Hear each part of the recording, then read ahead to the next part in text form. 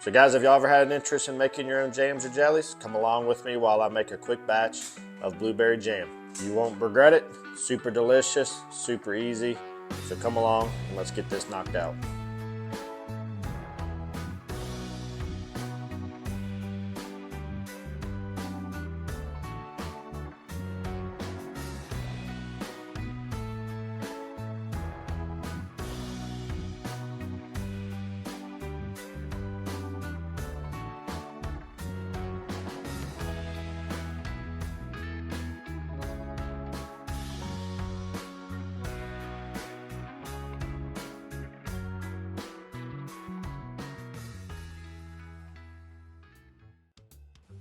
Now, first thing first is we need to make sure all of our jars and canning supplies are cleaned and ready to go. Then we need a tall pot that we will go ahead and boil our jam and jelly in, and a small pot to put our lids in. Now, there are different brands of lids, but for today's, we're going to use these Forjars lids so we can put them to the test. Now we need to grab the fruit that we're going to use, which is going to be a lot of blueberries, and we're going to get those dumped into the bowl. Now don't worry, all the details will be down below in the description box. Now once we get all of our fruit put in here, we're going to go through them and make sure that we get any stems that we see that are in here that may cause an issue in our final product. This is a fun activity for kids because you can see you're going to get your hands all messy. Now we're going to get these things all mashed up. Now it's up to your preference how much you mash these up. I actually tend to do it to where there is still a bit of skins, but you could process this as smooth as you want to, but I prefer the texture of a little bit of chunks and skin within my jams and jellies. So right here is really good for me. So now we're going to go ahead and get our jars started. We're going to get them warmed up in some hot water. So we're going to get them set in here into our water bath canner, and then we're going to fill it up with water.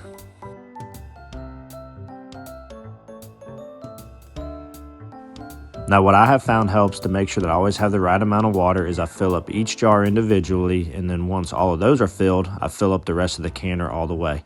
And when I end up draining out the water at the end, it gives me just enough that I need when I put everything in to boil and to process. Now we're going to get this heated up and move on to our next step, which is going to be getting our lids and our bands ready. The bands really don't need much. Some people sterilize their bands, but they're really on the outside. If you have a good seal, in my opinion, it doesn't really matter. But we need to get these things separated, and we're going to get these lids into some warm water. And once I get all these laid in, I go ahead and get them to where they're just covered, and I set them on about medium to medium low heat just to get them disinfected and warmed up. Now we need to get some lime juice. The recipe calls for the juice of 1 lime, but I'm doing a double batch, but even then my limes are kind of small, so I'd opted to juice 3 of them. Once we got our lime juice, we're just going to dump that in, and we're going to stir it all up, mixing it up and incorporating it really well. Then once we get all that lime juice stirred in really good, we're going to go ahead and add our fruit pectin. Now for this recipe, I use 2 things of it because I am doubling the batch. Once we get all that fruit pectin whisked in really well, then we're going to come back in and turn it on to high heat until we can get it to a boil. Now it doesn't need to be a full rolling boil. I just need to get it good, hot, and starting to bubble, which you can see right here.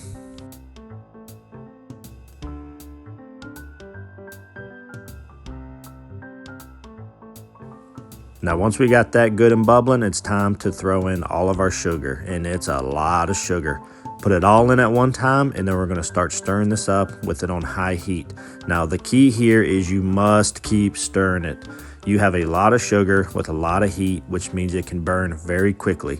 So keep stirring and stirring and stirring until this thing comes to a full rolling boil. Once it's at a full rolling boil, we're going to set our timer for 1 minute. Once that 1 minute is up, we're going to go ahead and remove it from the heat completely, set it on the counter, where our next step is going to be to skim off some of the foam that's developed through the boiling process. Before I could skim the foam off all that stirring, I felt like I was going to die. Got the shoulder workout, the dog came to provide me aid, but we regrouped and we're back to it so we can go ahead and get this foam off and continue the process. So as you can see right here, this is the foam that I'm talking about. And all you need is a spoon, and you just gently run it across the top of the pan, and it will take all that foam off. And you can see the darker, more pure jam underneath it. And we're just going to discard this in a bowl, and once we get it all completely off of there, you'll see how it looks completely different. It doesn't affect a whole lot, it just gives you a much better looking final product. With the jam fully ready to go into the jars, now we just need to get our jars ready. All we need to do is raise them up and dump out the hot water that's within them, and we're going to set these onto a towel. Once we have all of these set out onto a towel with the water emptied out of them, then we're ready to ladle the jam into each jar.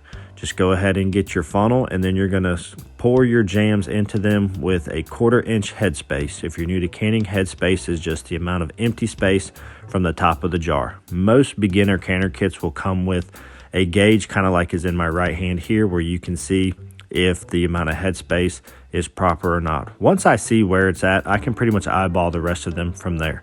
So now we just keep repeating this process till all jars are filled.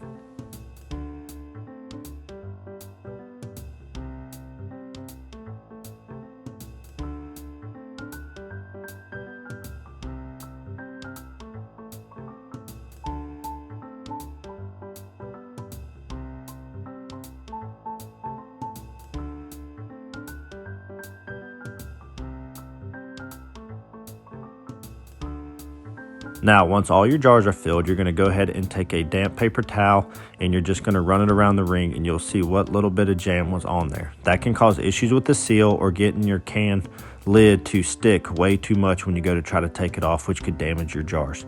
So that's a very important process. Now we're just going to put our warm lids on our hot jars with our hot liquids, and once all those are on, we're going to go ahead and screw our rings onto it after that, and we're only going to go fingertip tight. You don't want these cranked down because they need to be able to release some air when they're in the water bath process. So once we get all of our rings on here, then we'll be ready to put them in to our water bath canner.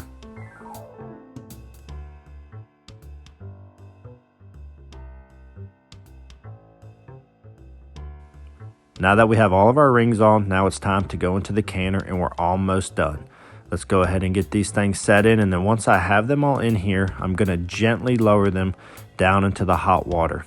Once they're down into that hot water, I'm going to go ahead and cover them with the lid to the water bath canner, and I'm going to keep this thing on high. Now with it on high, I'm going to wait to see when it is boiling. Once the canister is boiling, that's when I'm going to go ahead and set my timer for 10 minutes. Do not start your timer until you are at a full rolling boil. When 10 minutes is up, we'll move on to our next step. Until then, we're going to go ahead and prepare a spot that we're going to put these hot jars on. And for today, I'm going to use this awesome towel that I got from Forjars. That is it's like a tea towel or a canning towel. It's just a dish towel, if you will. But it actually had a super soft texture. And one pretty cool thing I saw was that it actually had a little hanging spot up here, which is kind of nice if I need to hang it up somewhere to get it out the way. Now that our 10 minutes is up though, we're going to go ahead, take the lid off, and we're going to pull the grate or the can holder up, and we're going to let those rest just outside of the water for an additional 5 minutes. Once that time is up, we'll go ahead and transfer each jar over to our towel where they will sit and rest until we hear them seal.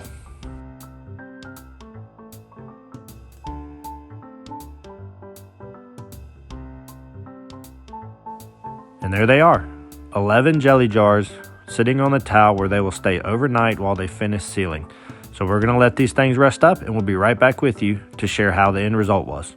So guys, it's the next morning, and here's the blueberry jam. It's been sitting overnight. So what I usually do is I lay them on that tea towel or some kind of a towel or something, to let them cool off. And I just usually let them sit overnight. And then I come out the next morning, take the rings off, and double check the seals. And as you can see, seals are good. I've checked every one of these, got the rings off of them because you do not want to store your preserved goods with the rings on, because then you won't know if you have a bad seal.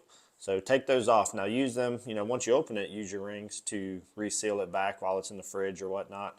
But for just general cabinet storage, after processing them or preserving them, you need to get those rings off so you know if your seal's gone bad.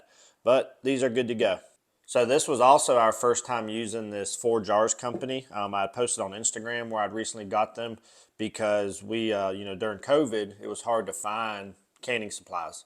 Everybody was like freaking out, And so it was good to have an alternative company. So we gave these a try, and they performed, really well. So, I would definitely use these Forjars canning lids again. And I'm going to go into a little bit more about canning lids here in the near future.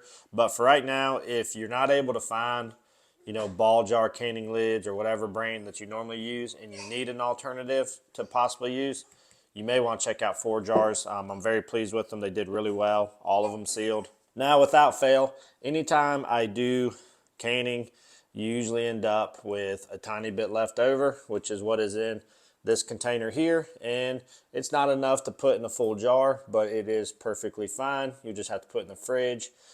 Shelf life is just less, but this is what we'll use up first. But it also works out well because it's an opportunity to do a taste test before we try to feed it or give it to anybody else. But so you can see after it's been in the fridge, it's good and thick and looks about like I like it. I like to have little tiny pieces of fruit in my jams. I don't like for it to be completely pulverized, and for me, I just like the texture, and I think it kind of gives it kind of a more of a pure flavor and taste when you have those little bits of fruit in there. So we're going to give this a quick taste test. I got a little English muffin here because it's the morning, a little breakfast time, and one of my favorite things to do with this jam is either on English muffins or, believe it or not, in the summertime, particularly with blueberry and strawberry, is I like to put some of this on top of vanilla ice cream. I think that's really, really tasty. So let's put a little dollop on here, and I have not tried this, so I imagine it's going to be just fine, but let's give it a try.